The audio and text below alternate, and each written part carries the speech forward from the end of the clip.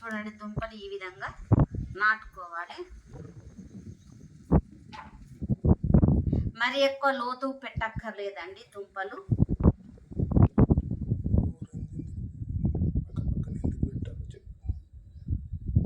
ఇవి దీంట్లో ఆడదుంప ఏదో మగదుంప ఏదో నాకు తెలియదు. అంటే ప్రతి ఒక్క క్రీపర్కి ఒక ప్లాంట్లోనే మేల్ ఫీమేల్ ఫ్లవర్ ఉంటుంది కదా, దీంట్లో అట్లా కాదండి, మేల్ వేరే ఫీమేల్ వేరే. కాబట్టి ఈ దుంపలన్నీ ఒక దాంట్లో పెట్టాం, పాలినేషన్ అయ్యి దీనికి కాయలు అనేది మనకు నిలుస్తాయి.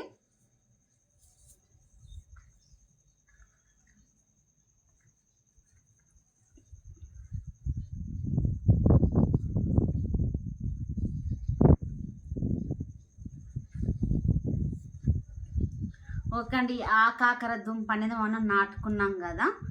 ఓకే అండి, ఈ వీడియో నచ్చినట్లయితే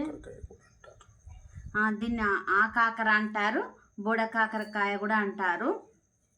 ఇది జంగల్లో నుంచి తీసుకొచ్చారు మా సారి దుంపల్ని. ఒక ఆయనకు డబ్బులు ఇచ్చి ఇవి సక్సెస్గా మంచిగా పండాలని, మనకు కాకరకాయలు మంచిగా ఇవ్వాలని కోరుకుంటూ దీన్ని బాగా నాటాను. మరి ఏ విధంగా సక్సెస్ అయిందో చూడాలి.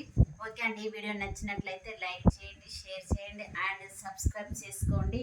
పక్కనే ఉన్న బెల్ ఐకాన్ నొక్కినట్లయితే నేను ఎప్పటికప్పుడు పంపించే వీడియోస్ మీ వరకు వస్తుంది.